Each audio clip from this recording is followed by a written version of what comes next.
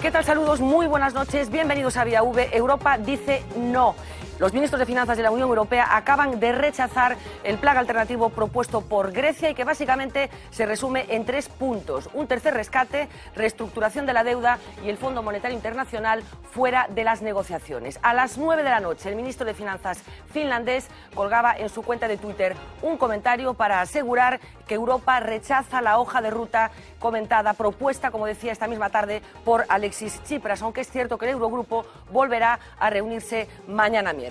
Lo único seguro es que en 2 horas expirará el plazo para devolver los 1.600 millones de euros que Grecia debe entregar al Fondo Monetario Internacional antes de las 12 de la noche.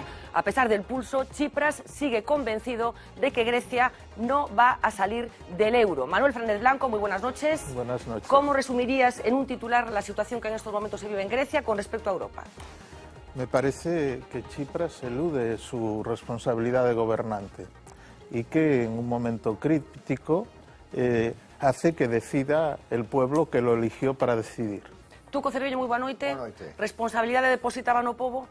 Sí, pero creo que a situación é unha situación de incertidume entre uns e outros, entre o goberno grego, tamén a Comisión Europea e as institucións que chaman agora, están poñendo en cuestión o único proxecto internacional e internacionalista, atrevo a decir, realmente existente no mundo. Miguel Ángel Rodríguez, muy buenas noches.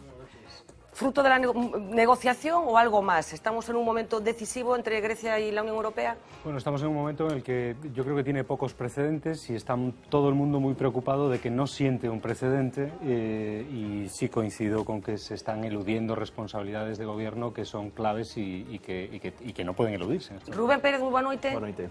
Titular. Hombre, creo que por primera vez alguén se planta, por primeira vez un pobo europeo decide que se acabou este modelo de construcción europea. Eu creo que o referéndum deste fin de semana vai a ser masivo. Eu creo que o gallá que esto sirva para que cambie o modelo de construcción europea que consagramos en Maastricht. Bueno, vamos a hablar lógicamente de Grecia y para que se den cuenta de lo que está pasando en estos momentos en la capital del país, en Atenas. Ayer a estas mismas horas les contábamos que miles de personas abarrotaban la Plaza Sintagma para apoyar las propuestas de Alexis Tsipras, para votar que no en ese referéndum del próximo domingo. Hoy son los partidarios del sí los que están ocupando ese lugar tan simbólico, en el que los griegos llevan manifestándose prácticamente desde que empezó la crisis.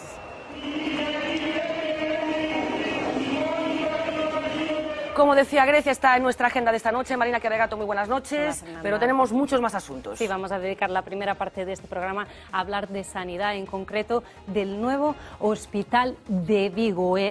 Ahora lo que este nuevo Hospital de Vigo tendría que venir a hacer sería solucionar la sanidad colapsada del sur de la provincia de Pontevedra, porque es un área sanitario bastante peculiar el que tenemos en Vigo y es el que vamos a ver ahora mismo a continuación. Son en total 2 hospitales públicos, el Hospital Privado de Povisa, que tiene un concierto público, un hospital de cirugía ambulatoria, otro para los pacientes crónicos, un centro para pacientes psiquiátricos, a los que se unen 2 más, 2 consultorios de atención ambulatoria en los barrios de Adoblada y de Colla. Un mapa que se debería simplificar con la llegada de este nuevo hospital, aunque los trabajadores de la sanidad pública de este nuevo hospital dicen que no será así y por eso han convocado manifestaciones para los próximos meses, aunque nos ha llamado la atención la postura de la Marea de Vigo, quien ha dicho que tiene que ser Caballero el que use su poder de convocatoria para convocar una manifestación multitudinaria contra este hospital y que luego los demás ya se sumarán. Se o alcalde convocase a cidadanía igual que cando foi das caixas de aforros, que convocou unha manifestación donde a verdade é que tivo bastante seguimento, igual agora estábamos dentro dun escenario totalmente distinto ou polo menos algo teríase conseguido. Y en medio de las críticas de Aznar a Rajoy, la FAES publica un documento en el que analiza la gestión del actual presidente ante la crisis. Y básicamente dice que no hizo bien los deberes porque sí sacó a España de la crisis, pero con costes. Por ejemplo, costes en la desigualdad. Dice también que hace falta una reforma fiscal y una reforma en la educación. La FAES critica a Rajoy con todas las letras. A raíz de la crisis económica y de la pérdida de rentas, la desigualdad en términos absolutos ha aumentado y se ha hecho menos soportable. Con frecuencia se utiliza la desigualdad como argumento para imponer políticas que no funcionan. Este informe muestra que son ellas las que provocan buena parte de la desigualdad en España.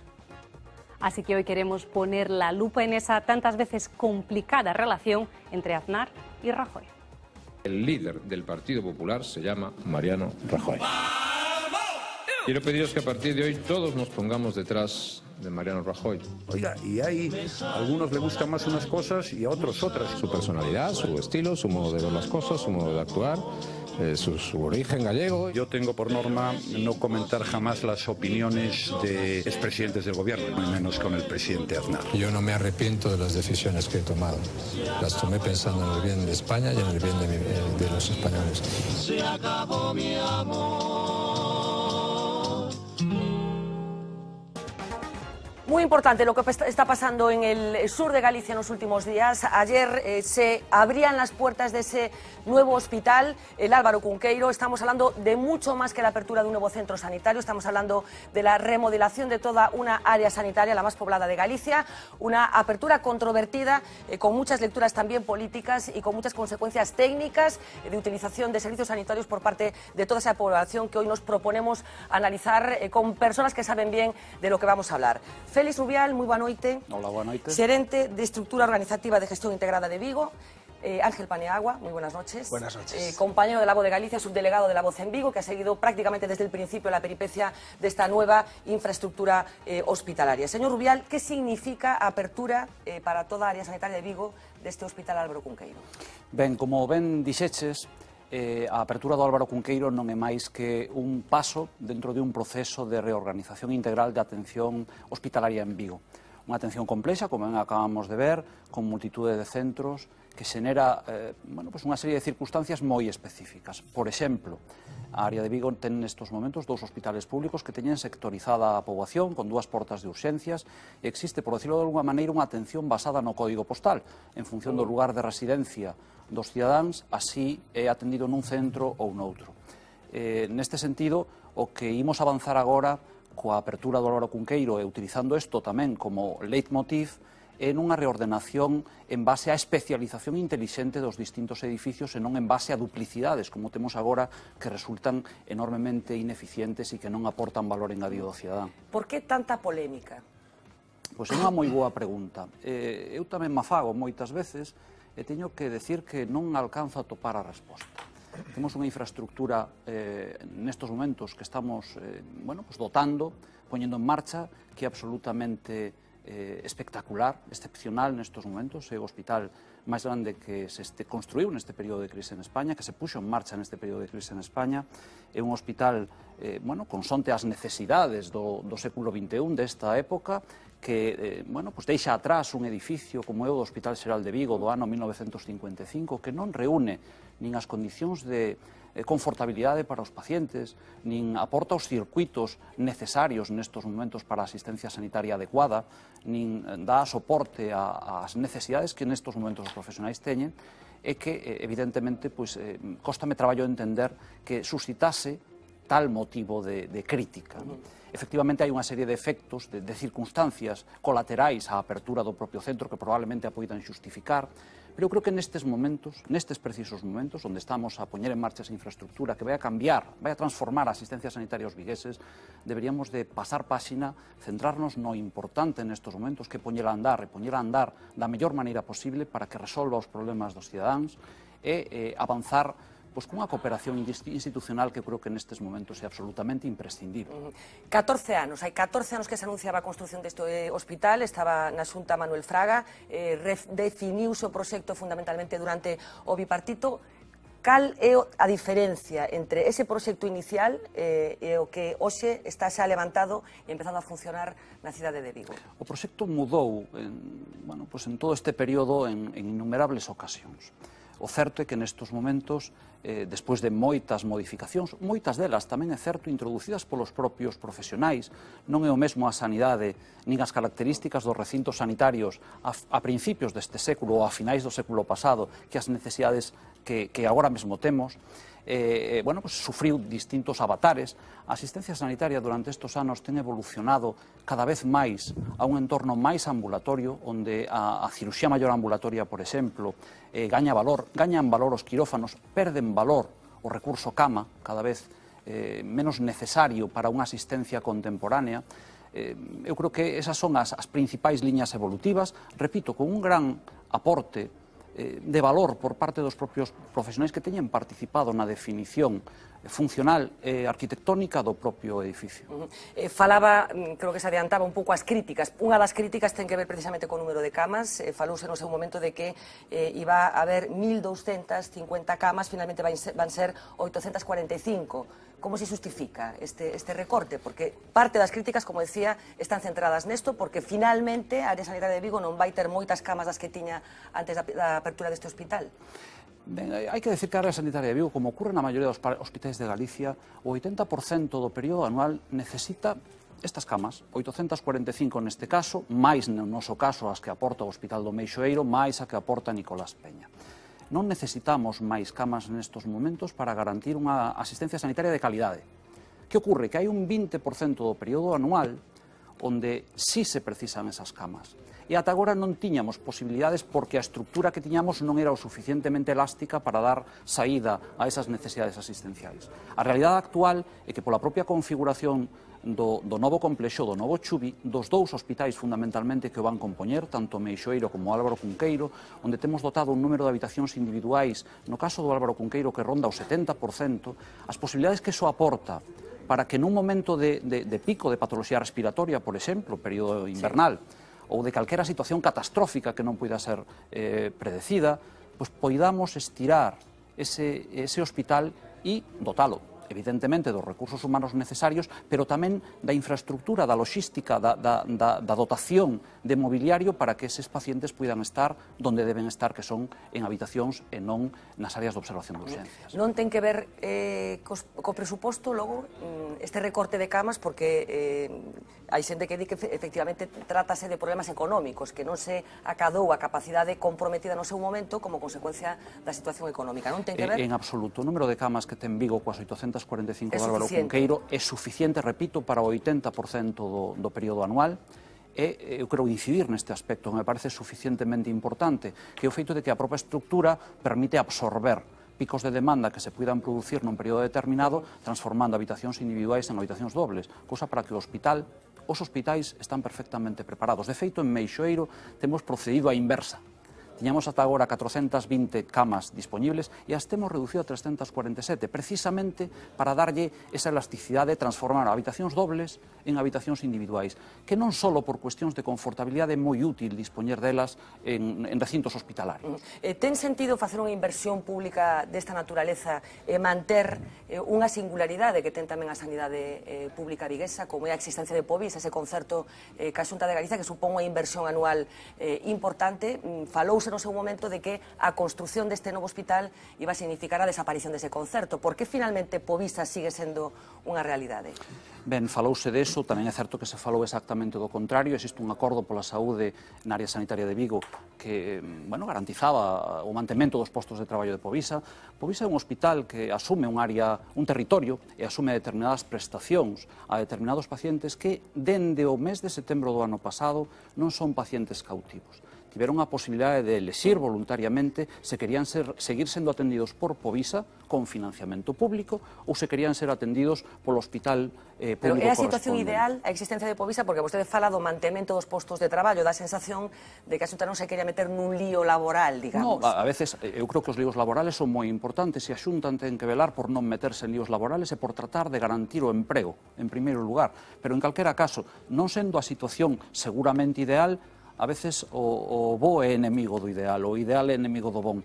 A situación nestes momentos é que o concerto con Povisa se xestiona dende a propia estructura organizativa de xestión integrada, antes xestionábase de servicios centrais en Santiago, co cal na xerencia de estructura de xestión integrada de Vigo xestionase todos os recursos sanitarios da área sanitaria. Cuestións sen precedentes. Segundo elemento, hai unha liberdade de elección por parte dos cidadáns que teñen a Provisa como proveedor de servicios hospitalarios. Elemento enormemente importante. E hai 135.000 cidadáns que decidiron voluntariamente permanecer sendo atendidos en Povisa.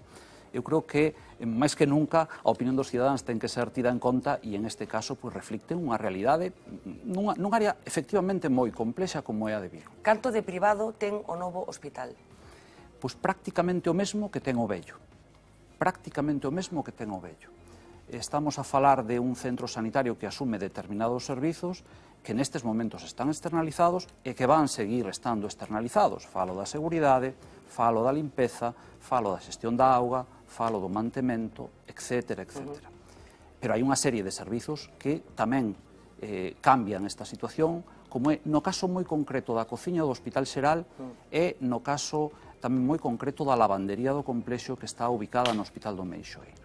O resto é entrar no debate do financiamento de infraestructura, que é un debate, efectivamente, Estamos falando de 68 millóns o ano durante 20 anos. Estamos a falar de aproximadamente 56,5 máis o IPC correspondente durante 20 anos, efectivamente, pero sae moito diñeiro. É moito, sen dúbida, pero a xente pregúntase, fai as contas e di, non era máis barato que asumira todo o custe de administración en lugar de encomendar este traballo a unha empresa privada e estar suxeito a durante 20 anos a pagar eses cartos? 20 anos digo de momento, porque o que pasa normalmente neste tipo de concesións é que tienden a prorrogarse posteriormente. Este tipo de concesións teñen unha virtude que, entre outras, é a certidume. A Xunta de Galicia vai a saber exactamente o que vai ter que pagar nos próximos 20 anos. No modelo actual, todos estes servizos que estamos pagando con recursos públicos e que están xa externalizados teñen un proceso de incertidume. Nós non sabemos o que nos vai costar ese servizo dentro de 10, dentro de 15, dentro de 20 anos. Por tanto, os números hai que facelos ben. Teríamos que, para comparar un modelo e outro... Como considerar que xestiona mellor unha empresa privada que a empresa pública? Eu non estou dicindo eso. Se pode facer tamén unha previsión de gasto no caso de que a administración fora a que levara a xestión do hospital, non? Pero tamén é certo que as previsións de gasto que se teñen feito no mundo sanitario, probablemente no ano 2000 non terían levado ao impacto en gasto sanitario que temos en 2015, tendo pasado 15 anos, con períodos de crecemento de 2 puntos porcentuais anuais en gasto sanitario. Por tanto, eu creo que manter unha certidume en 20 anos do que nos vai costar todos estes servizos nun área é un valor en sí mesmo. Manter unha certidume sobre o custo que vai a ter para as arcas públicas este servizo.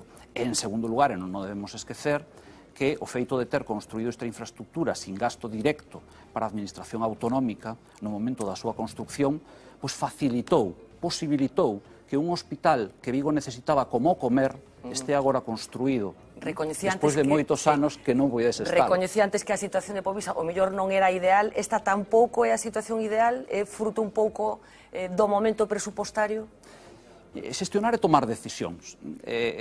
Frente a non facer nada, desde logo esta solución é magnífica, pero eu creo que frente a ter un escenario de extraordinaria incertidume, ter certa certidume, pois eu creo que tamén é un valor engadido.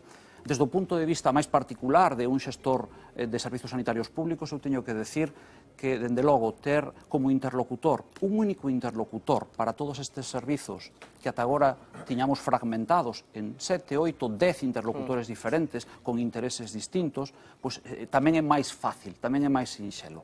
Eu, a partir de agora, considero que non vamos a ter sencillamente nestes servizos un proveedor, vamos a ter un partner. Vamos a ter un partner e a relación de partenariado desde o meu punto de vista... Sona raro isto de partner cando falamos de sanidade pública. Falamos de sanidade pública, pero falamos de servizos non sanitarios. E eu creo que a miña seguridade, que é enormemente importante, se considere un partner dos servizos sanitarios. Quen é o vosso xefe, o seu xefe, a Xunta ou a empresa? Claramente o meu xefe, o xerente do Servizo Galego de Saúde e a conselleira de Sanidade, sin lugar a ningún tipo de dúbidas. Sin dúbidas. Sen dúbidas. Bueno, imos seguir falando deste asunto, está Gelo mirando xa con ollos expectantes, pero, como decía, onte era unha das datas claves das moitas que hai a partir de agora no calendario, abríanse as portas de ese hospital. Por certo, por que Álvaro Cunqueiro? Pois, mire, eu creo que todos os hospitais deberan de ter unha personalidade propia. Pero quen o decidiu? pois seguramente Gelo sabe bastante mellor que min. Eu creo que foi unha decisión bastante consensuada en Vigo. Álvaro Cunqueiro é un nome que non... Sí. É un nome que non xera bueno, pues anticorpos de ningún tipo. Tamén ten historia, o nome. Creo que tamén houve polémica en relación con o nome. Pero, bueno, a polémica é sempre boa. E ao final hai que tomar unha decisión. Eu creo que a decisión de chamarlle ao Hospital de Vigo Álvaro Cunqueiro é unha decisión magnífica. Vexo que ven preparado para a polémica. Está preparado para o que veña por diante. Eu veño preparado para o que vos tirades. Bueno, non me refiro tanto aquí como o que ven por diante en relación con este hospital. Decía que onte se abrían esas portas, como decía, tamén vai ser unha ocupación a plazos, digamos, non vai ser dun día para outro, pero onte estábamos nese novo hospital, como saben está ubicado en Beade, e isto era o que nos atopábamos.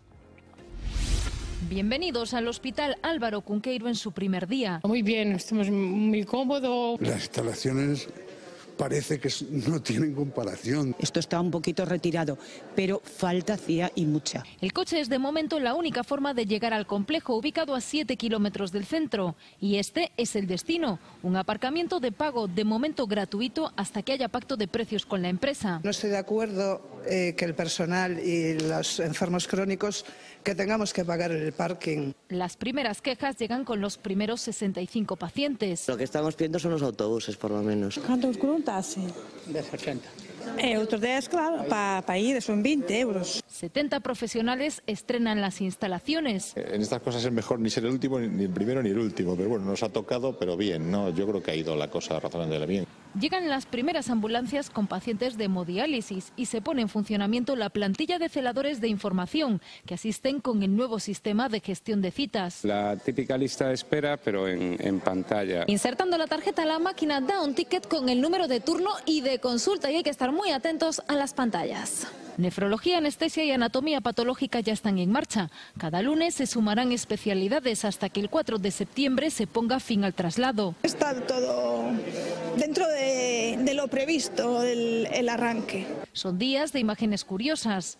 El radiocassette convive con la tecnología que se ha trasladado desde otros centros. Médicos con planos visitando sus nuevos departamentos y compartiendo espacio con los obreros. Cajas de mudanzas, estanterías vacías y máquinas paradas. Estamos absolutamente en mudanza. Los profesionales ilusionados, pero también exhaustos por las caminatas. Este macrohospital tiene capacidad para más de 1.400 camas en una superficie de 175.000 metros construidos. Que si te falta un detallito, todo, y claro, como aún no sabemos dónde están las cosas. La apertura de cualquier hospital es un reto, el de Vigo mucho más. Eu dubido moito que exista un centro en España que teña unha maior complexidade a hora de efectuar un traslado. No solo supone una mudanza, algo que ya se hizo en Lugo. En Vigo supone la reconversión del área sanitaria, un multihospital que se complementará con servicios en el Xeral, el Meixoeiro y el Nicolás Peña. Aquí o que estamos é remodelando integralmente toda a atención hospitalaria en Vigo. No han faltado en el primer día las protestas. Un hospital que costaba 400 millóns de euros, vamos ter que pagalo todos con casi 70 millóns de euros anuales durante 20 anos. É fácil multiplicar e vemos o despilfarro económico que supón eso. Y cómo no, políticos. Los populares de Vigo se pasearon por el hospital y se fueron cuando comenzó la manifestación. Para ellos no era la primera vez. Si por algo se conoce este hospital es por ser protagonista de protestas sindicales y refriega política desde que se adjudicó la obra en enero de 2011. Bueno, Gelo, preguntaba yo a Félix Rubial, ¿por qué a polémica? Pregunto eso a ti también, ¿por qué a polémica? Hombre, yo creo que la polémica viene sobre todo de la incertidumbre causada por la enorme opacidad con la que se ha vivido todo este proceso. En Vigo existía el consenso de que la ciudad necesitaba un hospital grande, con una dotación concreta, con un modelo concreto, y ese modelo se cambió, yo no voy a decir si es a mejor o a peor, pero se cambió en medio de una enorme opacidad hacia la ciudad y hacia los propios profesionales. ¿Qué información faltó en todo el proceso? Bueno, en un primer momento reconocer que se iba a acudir a un modelo diferente, que era el modelo de concesión, ¿no? Que no, yo creo que nunca se llegó a explicar cuál es el verdadero motivo de descartar la financiación pública clásica y acudir a un modelo de concesión. Eso nunca se ha explicado. Pues tenemos la ocasión. ¿Por qué se recurrió a ese modelo? Gelo primero demanda o pone encima de la mesa que no se gestionó el modelo con la claridad suficiente y plantea esa duda de por qué no fue más clara la Administración a la hora de introducir una nueva forma, primero de construir el hospital y después de gestionarlo. A ver, eu discrepo con Gelo. A ver, o certo é que durante moitos anos se fixeron distintas presentacións do novo Hospital de Vigo sin que chegase a plasmarse en ningún momento. Bueno, aplicando para eso o teórico modelo tradicional de construcción de hospital. Pero hai unha certa mala conciencia na Administración que o mellor explicaría esa opacidade da que fala Gelo? Eu creo que foi un proceso absolutamente transparente, onde estaban todas as certidumes controladas, houve un prego público, por exemplo, que foi recurrido, recurso que foi desestimado polos tribunais, por tanto, é perfectamente coñecido, un prego que está accesible na páxina web do Sergas, con absoluta transparencia. Probablemente faltou pedagogía por parte da Administración de explicar cales foron os motivos de por que se utilizou este modelo de construcción, un modelo de construcción que non nos inventamos, non nos sacamos da manga en Galicia, un modelo de construcción que en Europa se implanta no Reino Unido con Tony Blair de presidente, e que, bueno, viña a dar resposta a unha necesidade de construir nova infraestructura cando as vías para acceso ao financiamento público eran moi reducidas. Efectivamente, no momento en que se decide que prevalece a necesidade de construir un hospital en Vigo por enriba das dificultades económicas, por enriba da imposibilidade para financialo públicamente, analízanse as distintas posibilidades e vese que a colaboración público-privada é unha factible. Claro, pero supoño que a xente o que lle preocupa non é tanto o sistema, digamos, sino as consecuencias dese sistema. Vostede asegura que non vai ter ninguna consecuencia o feito de recurrir a este modelo para os pacientes, para a calidade asistencial, para as arcas públicas. Absolutamente. Para os pacientes, dende logo, en absoluto.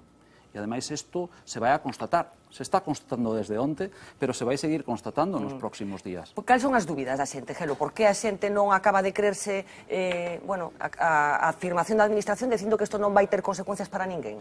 Bueno, de entrada, por exemplo, antes falabades de cales eran as características do hospital, falabades do número de camas, os cidadáns ainda non saben porque, tendo a mesma consellería, primeiro se fai unha previsión de camas e despois outra que é sensiblemente inferior. Eso ten consecuencias asistenciais necesariamente. Por que? A ver, o número de camas de un hospital sempre se falou... Perdón, 1.250 inicialmente? 1.460. 1.460, 845 finalmente, 1.450, das cales en torno a 1.250 iban ser de hospitalización e agora van ser 845. A ver, as camas, eu creo que o expliquei antes suficientemente, pero volvo a reiteralo, porque eu creo que é un tema que hai que deixalo suficientemente claro.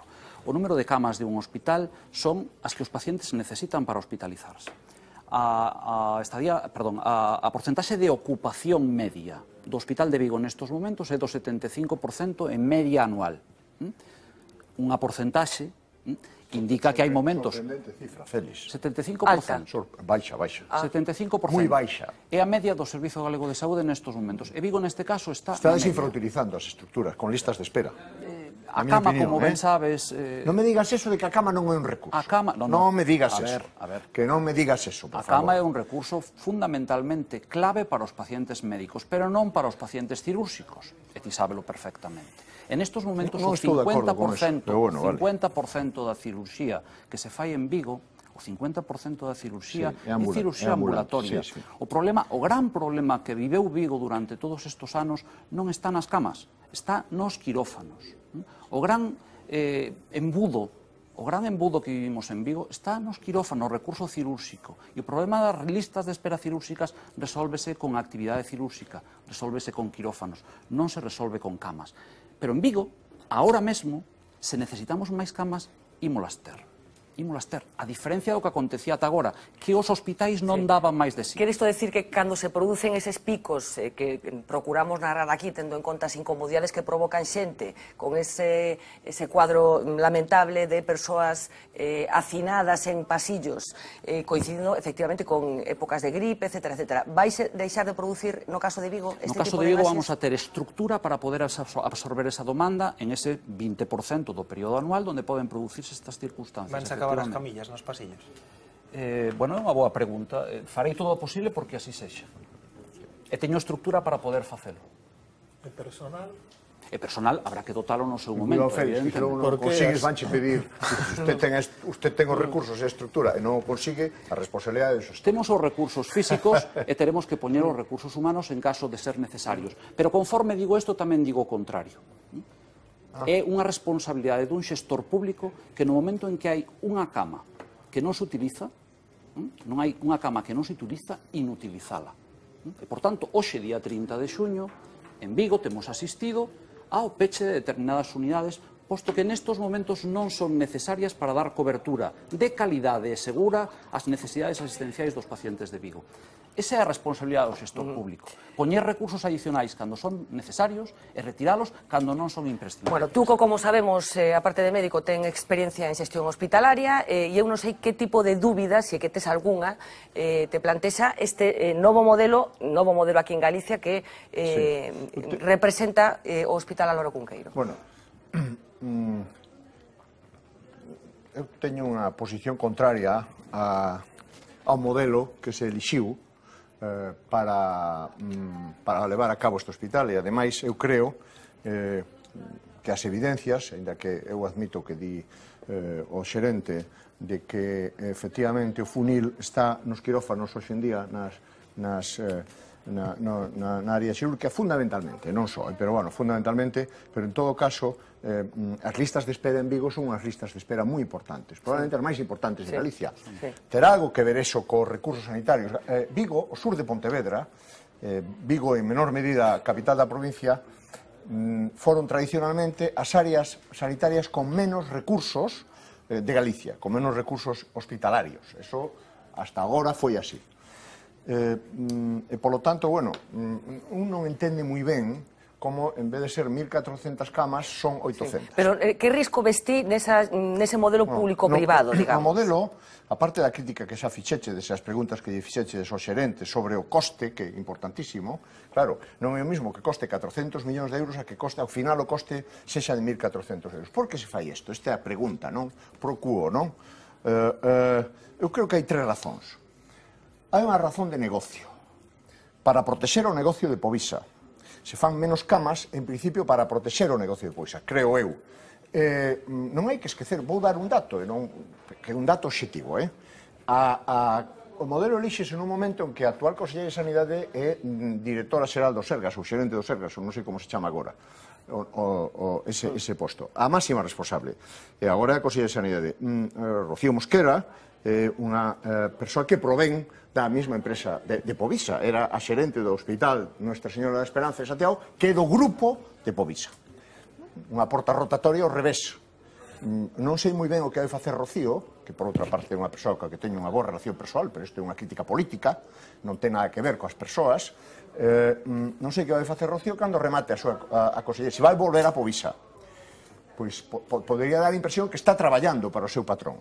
Segundo lugar, negocio de Florentino Pérez and Company, porque o hospital é de Acciona and Coworkers, é de Acciona and Coworkers, o sea, Florentino Pérez, negocio para eles, un negocio, eles invirten agora 400 millóns de euros, supoñamos que o coste é o mismo que sería para a administración pública. Por certo, isto que decía o presidente Feijóo cando eu ainda era diputado na anterior legislatura, de que isto facía que o hospital se fixera moito máis rápido e que se iba a rematar nesa legislatura. De feito, o seu compromiso é, nesta legislatura, pola pasada, que estará rematado o Hospital de Vigo. Estamos ao final da segunda e, bueno, está empezando a abrirse, non? Por tanto, a eficacia, a suposta eficacia das empresas privadas para levar a cabo esta obra, pois non se demostrou.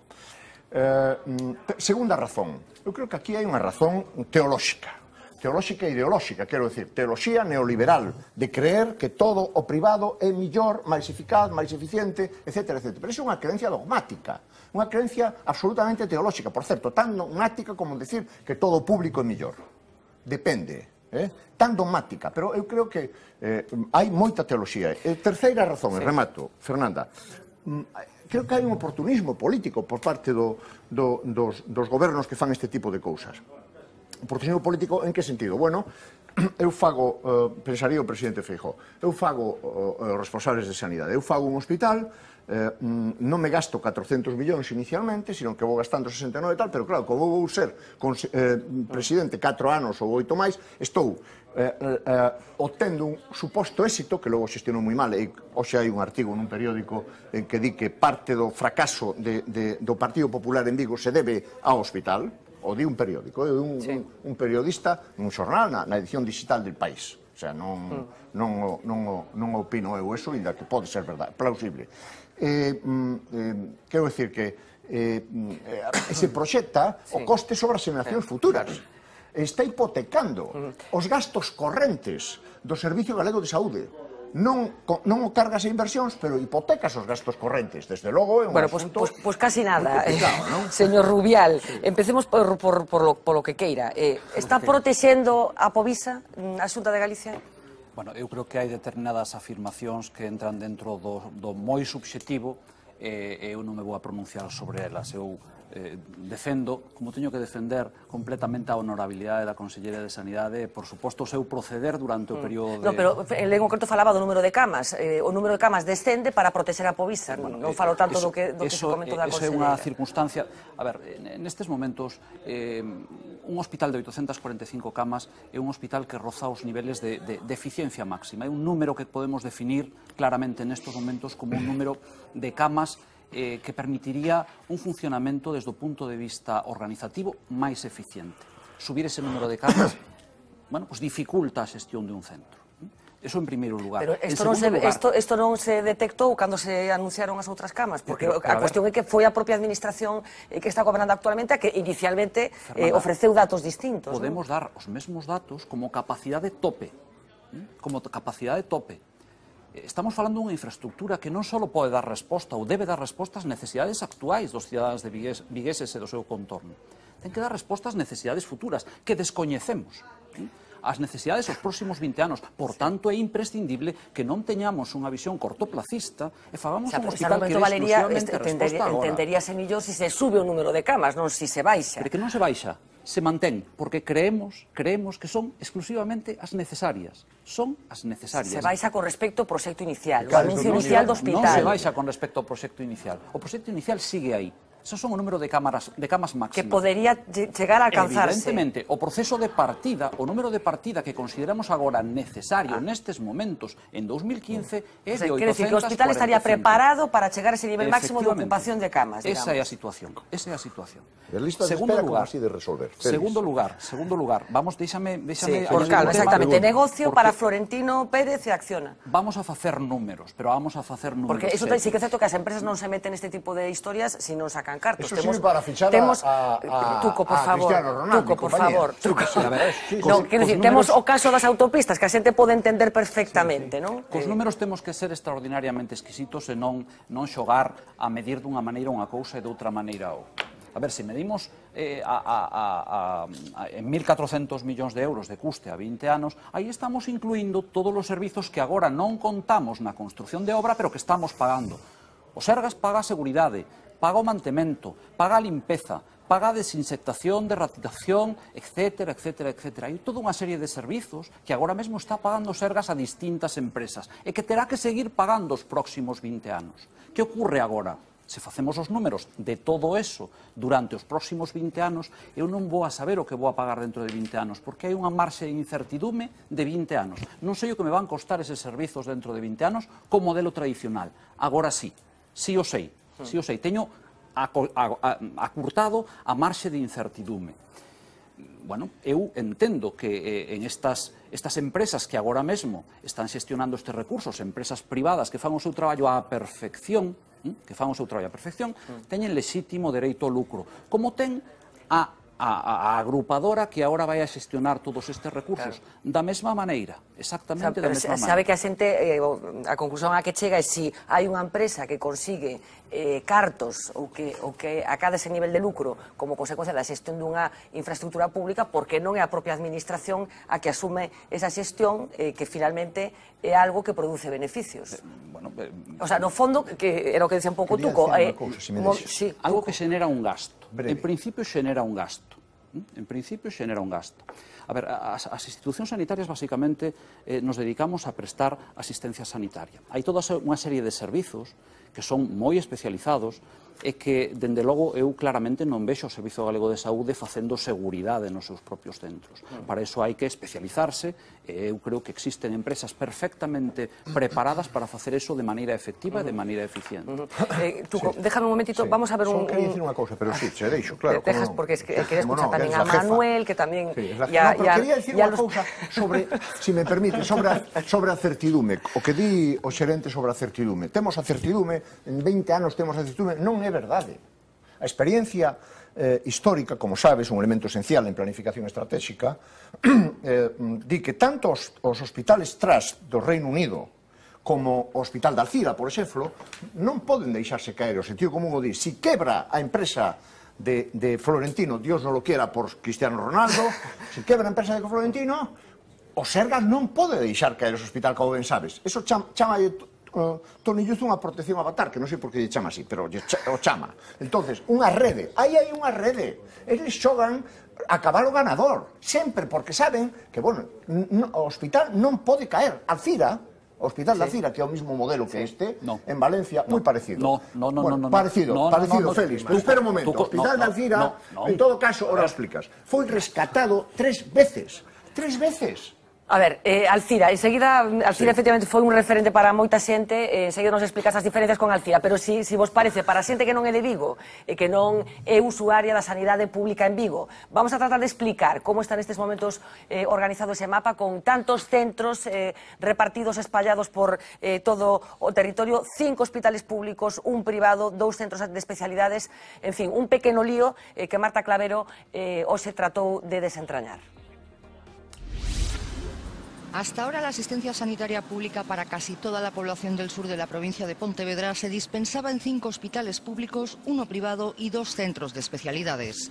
En torno a 450.000 personas se repartían en las infraestructuras que conforman el Complejo Hospitalario Universitario de Vigo, o CHUVI, institución establecida en 2004. Sin duda un singular mapa del área sanitaria viguesa con 2 hospitales generales, el Seral de Vigo y el Meixoeiro, un hospital de cirugía ambulatoria, el Policlínico CIES, otro para los pacientes crónicos y atención ambulatoria, el Nicolás Peña, y un centro para los pacientes psiquiátricos, el Rebullón. A ellos se unen en los barrios de Adoblada y Colla 2 consultorios de atención ambulatoria y el hospital privado Povisa, con concierto público. El hospital Álvaro Cunqueiro, que ya ha iniciado su actividad, irá cerrando parcial o completamente el resto de infraestructuras para centralizar casi todos los servicios en sus más de 110.000 metros cuadrados de uso sanitario. Así es y así será el nuevo escenario de la sanidad pública en Vigo. El Hospital Seral fue inaugurado en 1955 por Franco. El Pirulí o la Residencia, como así le denominaron los vigueses, fue la torre más alta en su época de España. Sus 18 plantas, sus 4 sótanos y su bajo quedarán ahora desalojados. Solo se mantendrá el anexo 2 con la rehabilitación, la reproducción asistida, además de las urgencias extrahospitalarias y un centro de salud. El Hospital Meixoeiro en la parroquia de Cabral acaba de cumplir 25 años. Hoy ofrece casi todas las especialidades médicas y quirúrgicas. Además, alberga la Escuela Universitaria de Enfermería y Galaria, una empresa pública que gestiona los servicios de alta tecnología. Mudará sus funciones para atender a pacientes crónicos y realizar cirugías programadas. Además, albergará el laboratorio central del área sanitaria. El Nicolás Peña es el hospital más antiguo de la ciudad. Comenzó a funcionar en 1922 y hasta los 90 atendía a enfermos de beneficencia sin seguridad social. En 1994 se integró en el Sergas para el tratamiento de pacientes crónicos. Su nueva actividad se centrará ahora en la hospitalización y rehabilitación psiquiátrica que antes realizaba el Hospital del Rebullón. El Hospital Povisa es un centro privado que se inauguró en 1969. Tiene el mayor concierto de España con una administración pública, en este caso la Xunta. Atiende a 135.000 personas que desde septiembre pueden pedir el traslado al nuevo hospital, una solicitud que se mantendrá cada mes de noviembre. El Hospital Psiquiátrico Rebullón de 1976, los centros de especialidades de Colla y Adoblada y el Policlínico CIES de 1967 cerrarán definitivamente sus puertas. Muchas infraestructuras del área sanitaria de Vigo pertenecen al Estado, así que pasarán a formar parte de su patrimonio para su posible venta, reutilización o demolición. El nuevo hospital, denominado Álvaro Cunqueiro y situado en Beade, está construido para atender a 600.000 personas. El próximo 5 de septiembre tendrá todas sus especialidades integradas, obligando a reorganizar el área sanitaria, pero no será hasta dentro de un año, cuando funcione a pleno rendimiento. Bueno, como acabamos de ver un auténtico lío o que tiña nestes momentos montada a sanidade pública, unha pregunta: que vai pasar con todos eses cadáveres que van quedar na cidade de Vigo unha vez que se concreto traslado ao novo hospital? E non estamos falando de cousas menores, por exemplo, a torre do Hospital Xeral vai quedar inutilizada. Sabemos en Vigo e no resto do país que sucede con este tipo de edificios nos que se pechan e que acaban sendo un problema tamén. Que vai pasar con todas esas infraestructuras, digamos? O Sergas vai ceder aos seus legítimos propietarios, que a Tesorería e a Seguridade Social, eses edificios. E, hasta aí podo decir, eu son o xerente de xestión integrada de Vigo e non podo decir moito máis porque non sei máis. Va a haber lío con esto, Gelo? Non sei si lío, pero si nos vamos a encontrar con outro cadáver más en el medio de la ciudad. Estoy convencido de que sí. Esto se van a convertir en cadáveres. O sea, que dentro de 2 años vamos a estar hablando de los problemas que hay en la Torre del Xeral, por ejemplo. Estoy convencido. Se sabe que la Torre del Xeral va a quedar sin uso sanitario desde hace 8 o 10 años y aquí no se ha movido nada. Es una cosa que como ciudadanos... Claro, lo lógico no sería lógico que la Administración, al mismo tiempo que diseña la construcción del nuevo hospital, busque una alternativa para todas esas edificaciones, pregunto. Sí, sería lo más lógico. Sería lo más lógico, pero la Administración non nos dá ninguna explicación. No, a Administración das explicacións. O que pasa é que aquí hoxe está representada a Administración Sanitaria, que se dedica a prestar asistencia sanitaria, non a buscarlle usos a edificios que non lle corresponden. Eu tamén quero decir eso. Eu creo que, en xeral, creo que a colaboración interinstitucional é moi importante. En este caso seguramente tamén, como en todos os ámbitos da vida. E eu creo que aquí exixe, evidentemente, colaboración interinstitucional para buscarlle a mellor saída. Desde logo, a torre do Hospital Xeral, repito, inaugurada en 1955, a información que temos dos nosos técnicos é que aconsellan a súa demolición. Aconsellan a súa demolición. Aconsellan a súa demolición. A ver, Manuel Fernández Blanco. En primer lugar, quiero decir que me alegraría mucho que todos los pronósticos optimistas se cumplieran, que se reordenara el área sanitaria de Vigo, etc. No soy especialista en gestión, soy especialista en psicología clínica, pero llevo 30 años trabajando en la sanidad pública. Y soy un poco viejo y un poco escéptico frente a ciertas formulaciones, ¿no? Cuando algo no me coincide, me parece que no es claro. Félix comentaba hace un momento que han decidido bajar el número de camas previsto inicialmente por una cuestión de eficiencia. Entonces hay que pensar que el cálculo inicial era ineficiente, que estaba mal hecho, que era algo que no estaba bien calculado. Yo creo que el número de camas es importante por varias razones.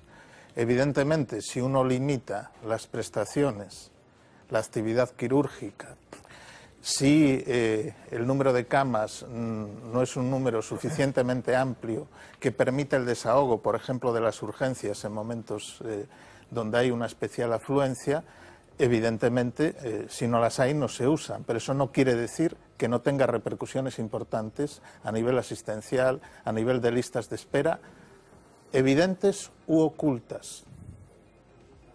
Porque hay buzones ocultos de listas de espera en muchos servicios, en algunas áreas sanitarias, ¿no?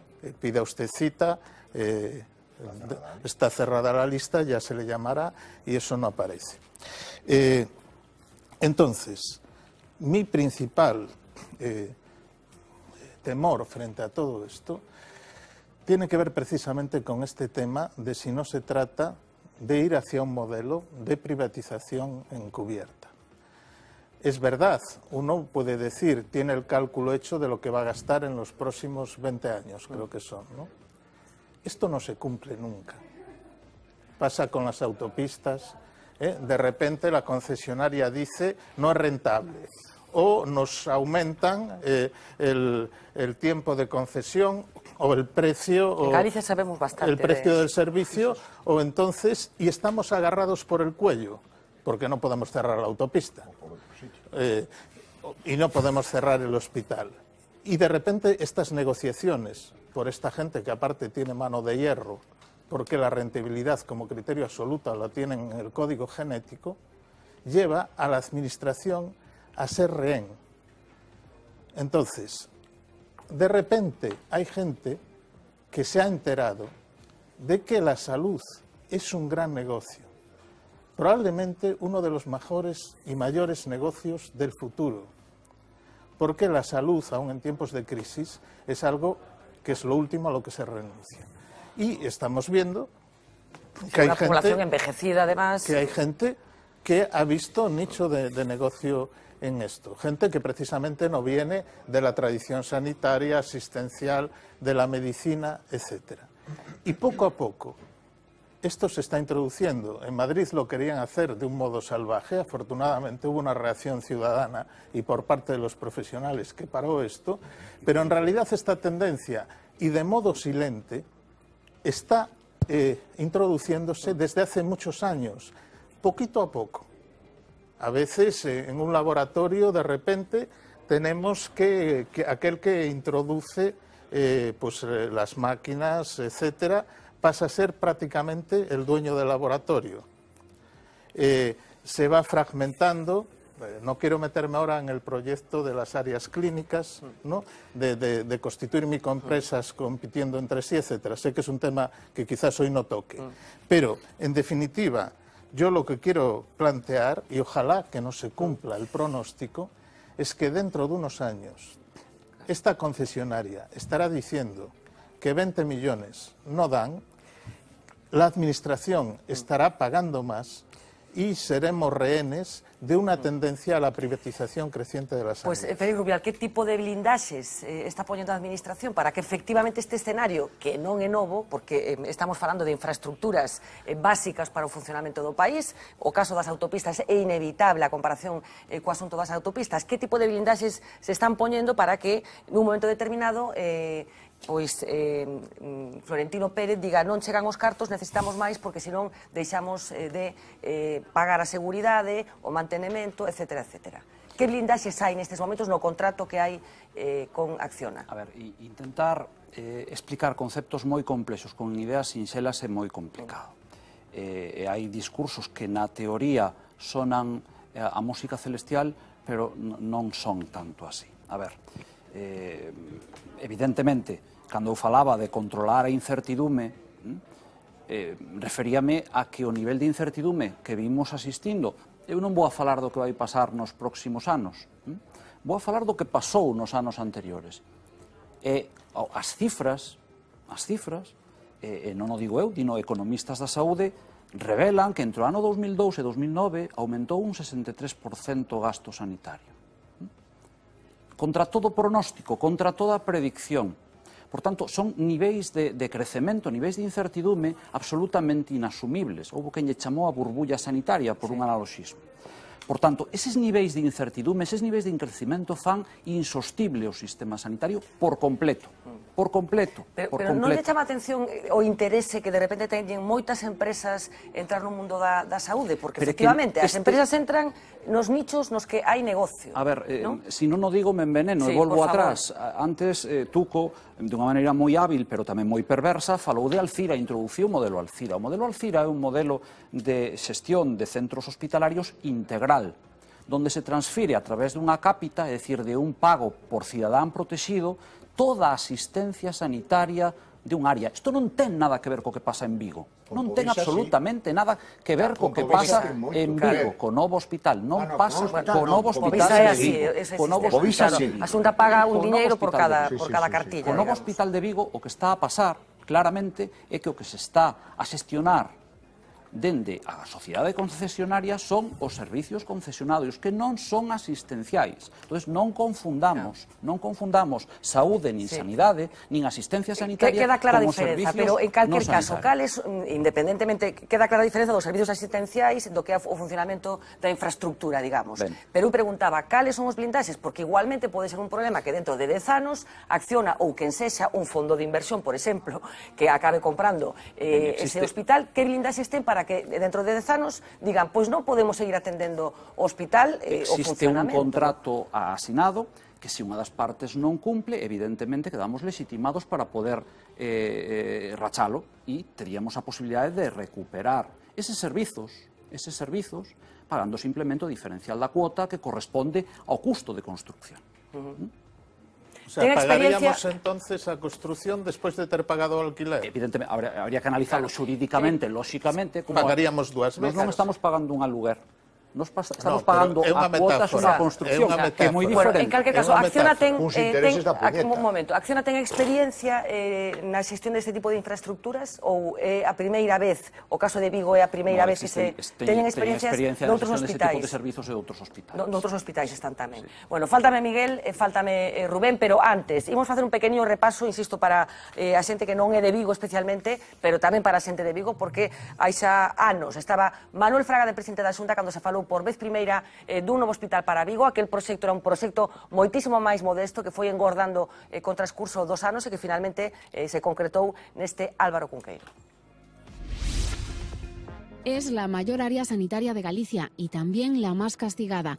Vigo y su zona de influencia llevan años arrastrando un colapso sanitario que se resume con esta cifra, mientras la espera media para una operación es de 67 días en la comunidad, aquí se eleva a 95.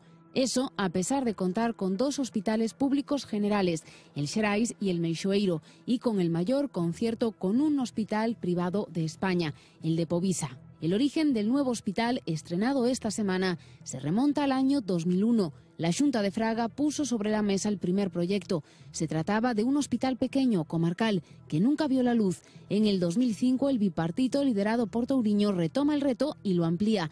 Diseñan un hospital de 1.531 camas de capacidad. La idea era concentrar todos los hospitales en uno, suplir al Xerais y al Meixoeiro y reducir el concierto con Povisa. A punto de licitarlo, pierden las elecciones. Desembarca en San Caetano el gobierno de Feijóo.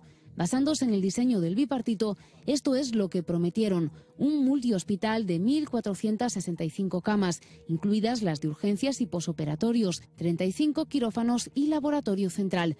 45 meses más tarde, 14 más de lo previsto, la capacidad de camas del área sanitaria de Vigo sigue siendo la misma con el nuevo hospital. Había unas 1.250 entre todos los centros. Esta cifra no cambia.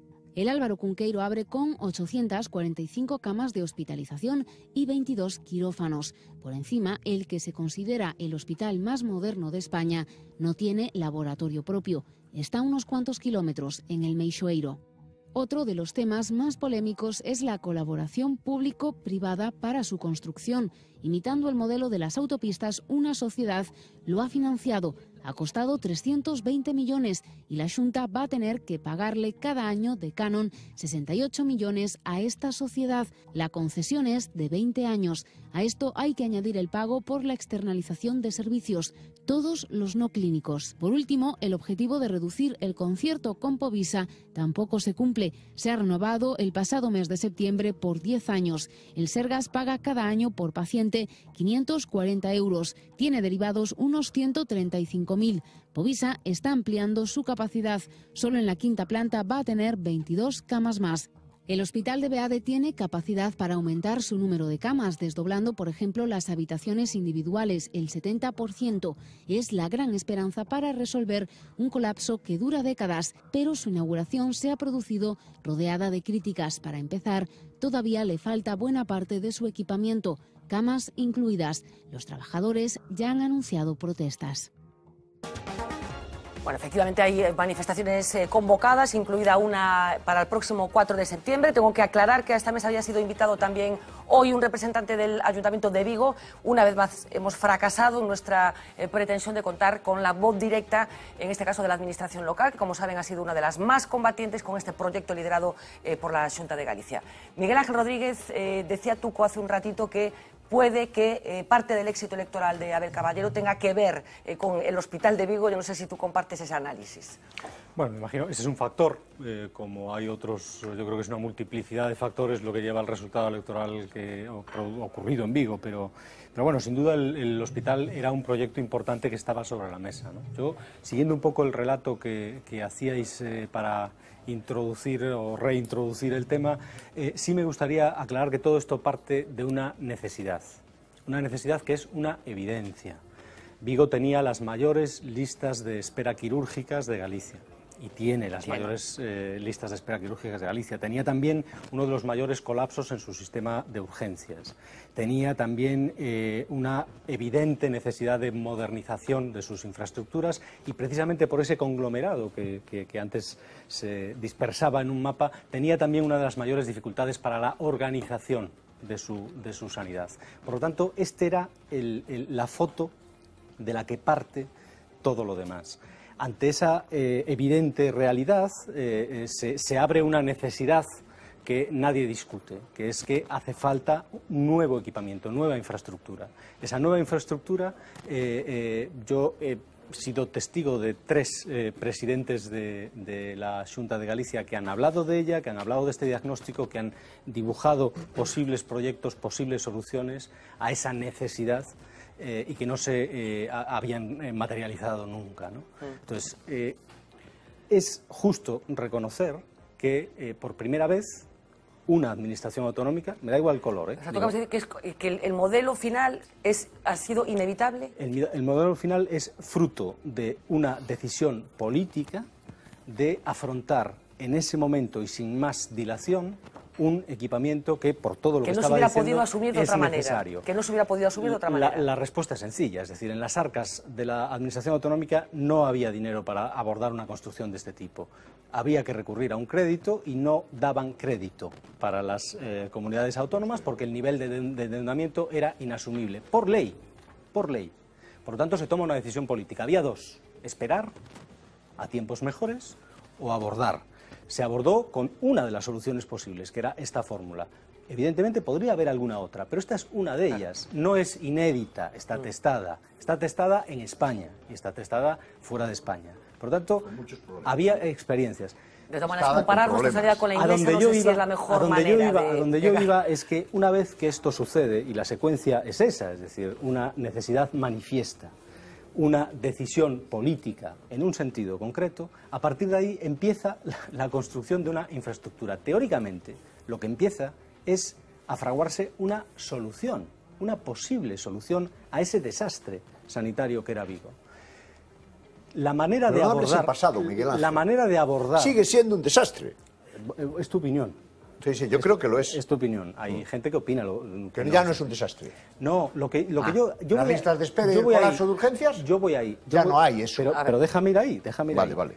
Lo que yo te digo, y Manuel a lo mejor de psicología sabe más que yo.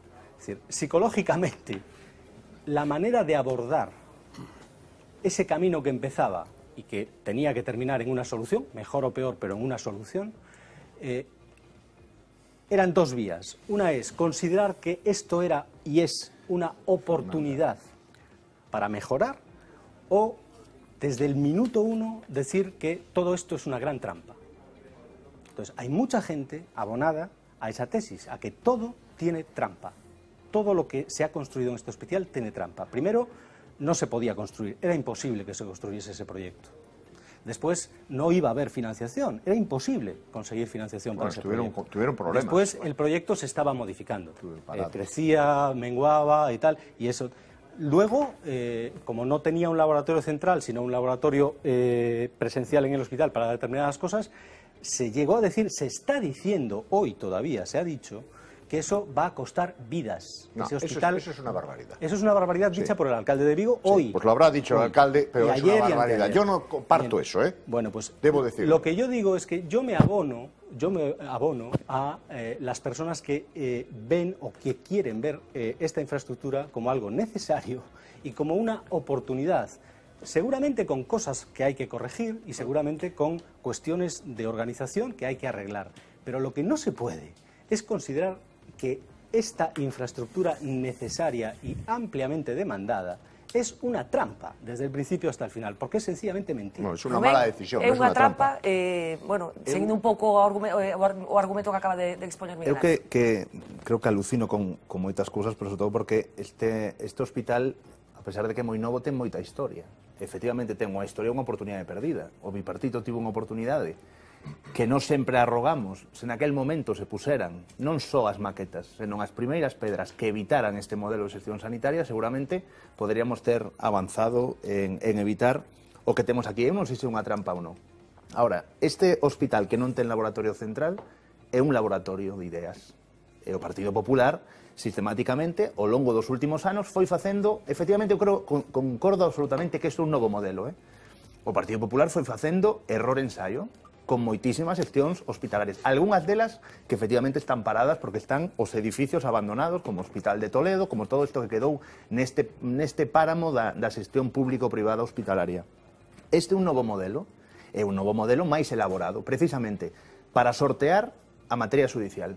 Porque os suíces foron os que pararon as privatizacións sanitarias na Comunidade de Madrid. Porque hai moitos modelos, dende facer un hospital 100% público e entregarlle a xestión privada, buscar a maneira da cofinanciación público-privada ou esta cousa que é unha cousa nova. Primeiro, eu sí creo que hai duplicidade na área sanitaria de Vigo, pero claro, imos ter unha peor, que un hospital con dúas xerencias. Ou non vai haber dúas xerencias, unha pública e unha privada. Modelo absolutamente novedoso. Segundo, hai unha concatenación de subcontratacións terribles.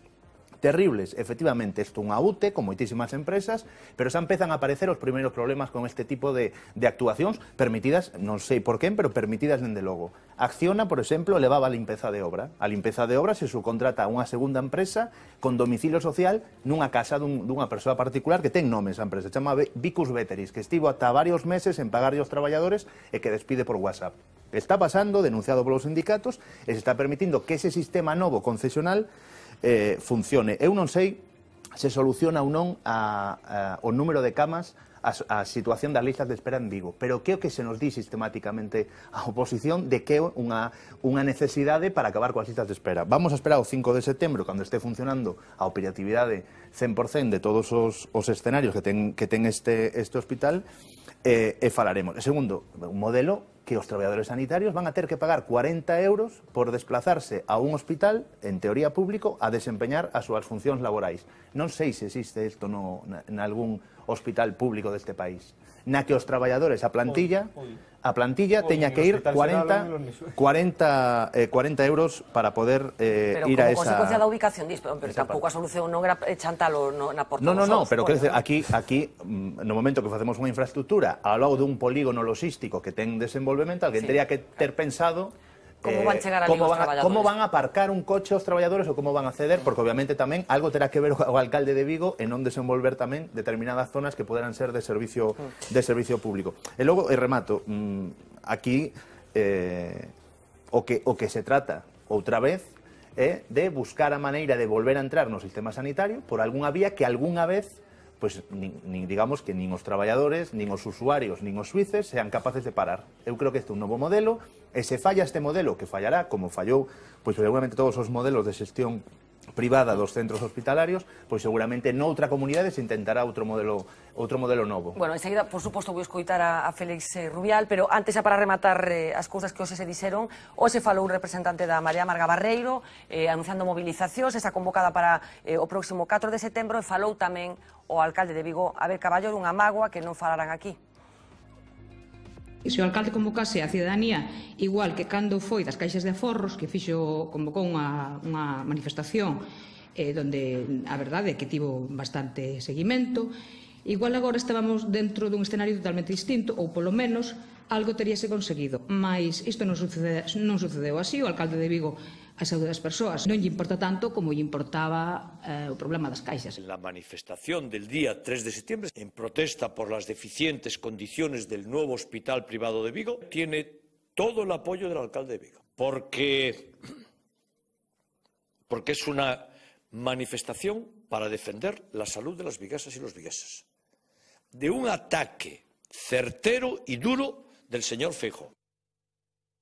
Bueno, parece que a tregua durou pouco. Félix Rubial, empezamos polo final e despois por todo o demais. Xa para ir rematando, fala Caballero dun ataque á saúde dos vigueses, un pouco na liña do que estaba falando Miguel Ángel Rodríguez, de que se está falando estes días de que está en risco a saúde dos vigueses. Que ten que decir?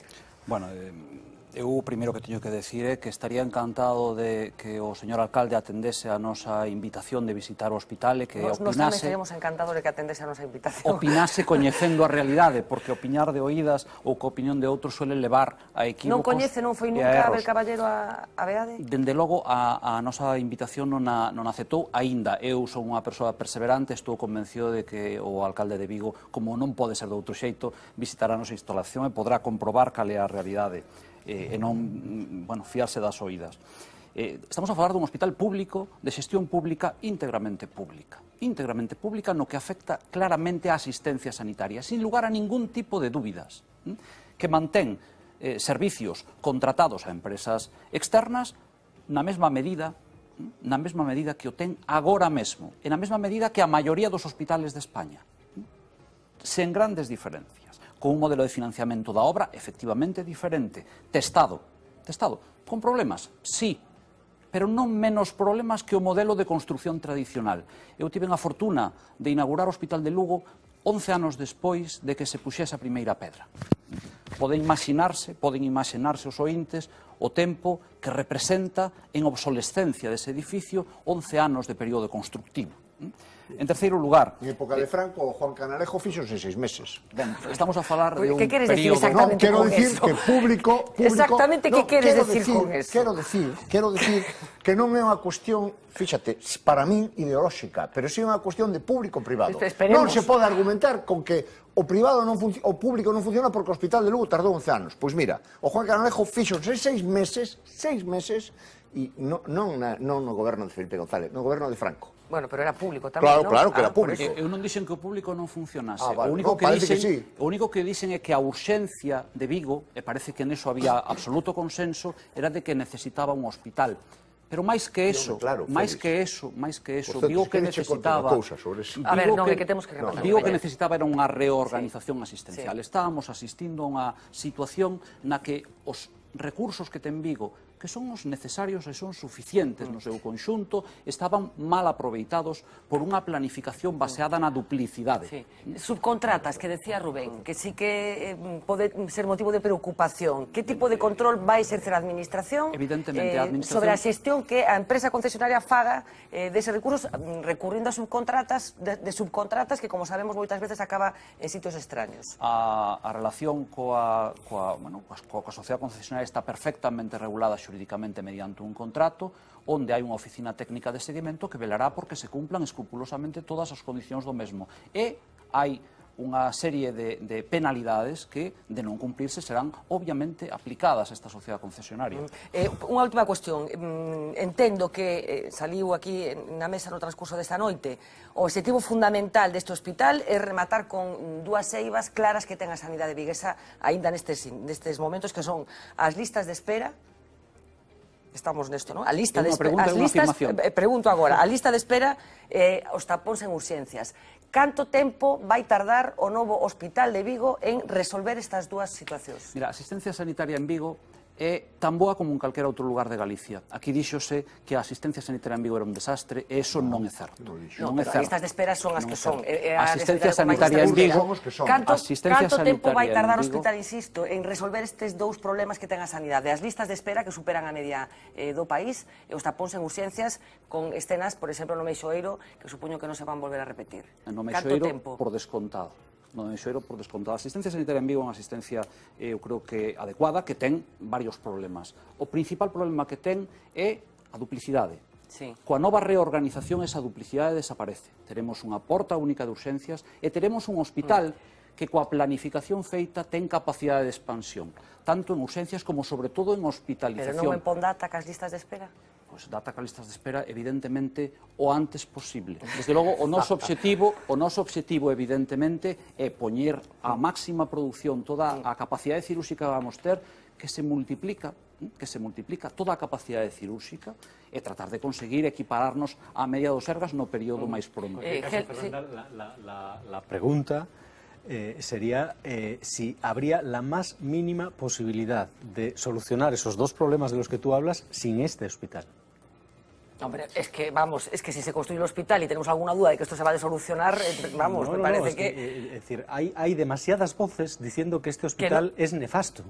Y que este hospital no va a servir para nada. Bueno, en cualquier caso, Gelo. Claro, que es nefasto es el modelo. Un momento, por favor, que estamos acabando. Venga, Gelo. En mi opinión. No, aquí hay gente diciendo que el modelo de gestión hospitalaria es privado. Pero tan claro. Yo no sé es a quién que creer. Tan claro, público-privado. Tan claro se es, define así, público-privado. Tan claro es que este hospital era necesario, es que todos los gobiernos de diferentes partidos lo veían necesario. A ver, vamos a acabar con... El problema no es ese. El problema, ¿tú crees, por ejemplo, que no habría, imaginémonos, coloquémonos en el escenario de que el bipartito hubiera revalidado el gobierno? ¿Crees que no existiría el hospital? Por supuesto que sí. No, la pregunta es, ¿tú crees que no sería un modelo? No, la pregunta a lo mejor también que hay que hacer es, ¿tú crees que no sería ¿no crees que sería parecido el modelo? Y a lo mejor te lo pregunto a ti, Gelo. ¿Tú crees que sí?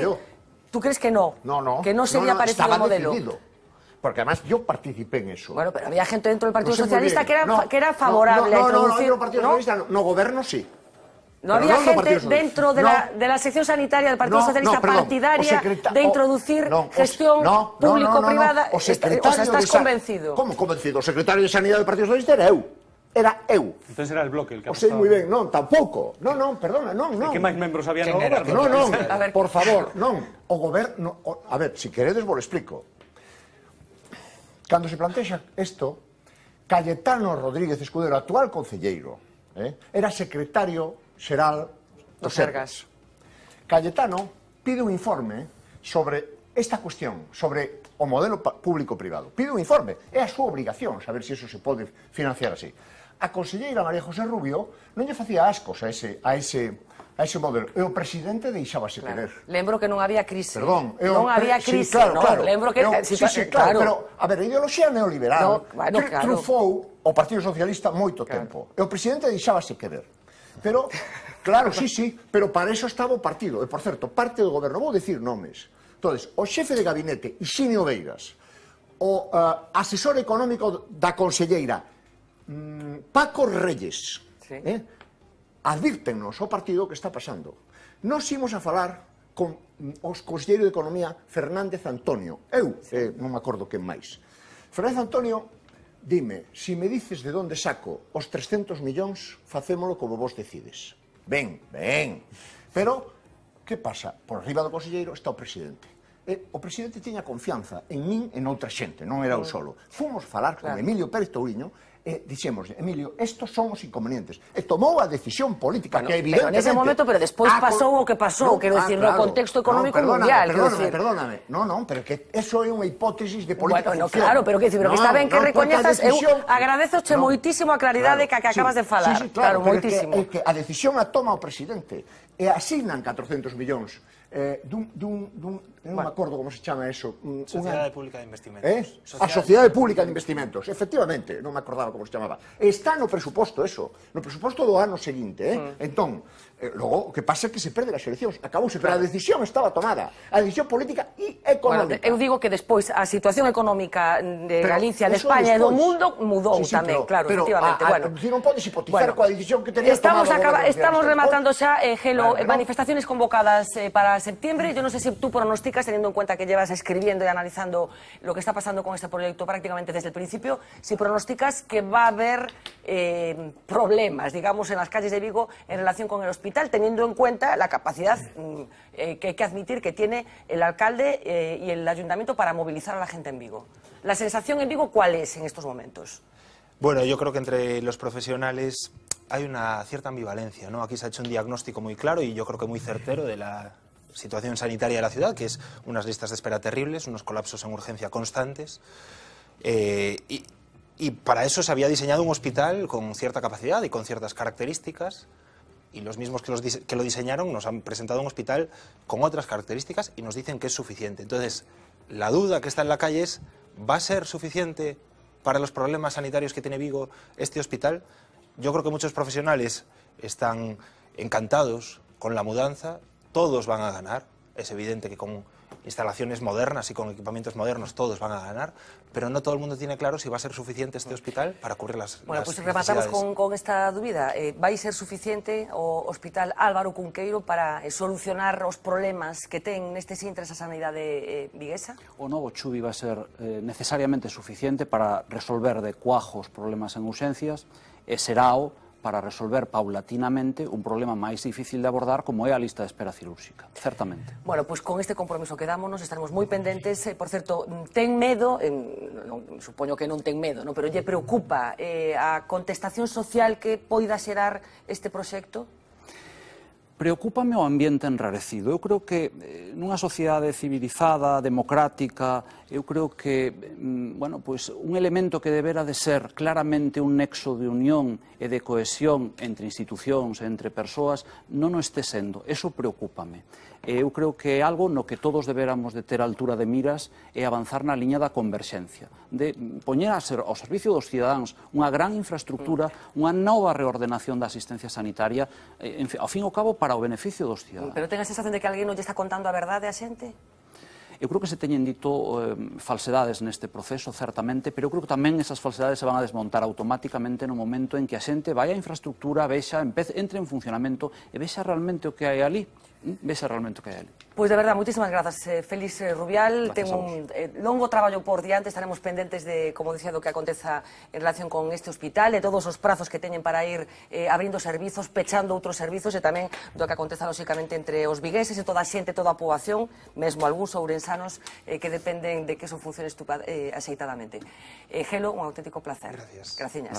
Imos facer unha pequena pausa publicitaria, enseguida voltamos para falar, inevitablemente, de Grecia, pero tamén temos na nosa cartera máis cousas, por exemplo, esa relación entre José María Aznar e Mariano Rajoy.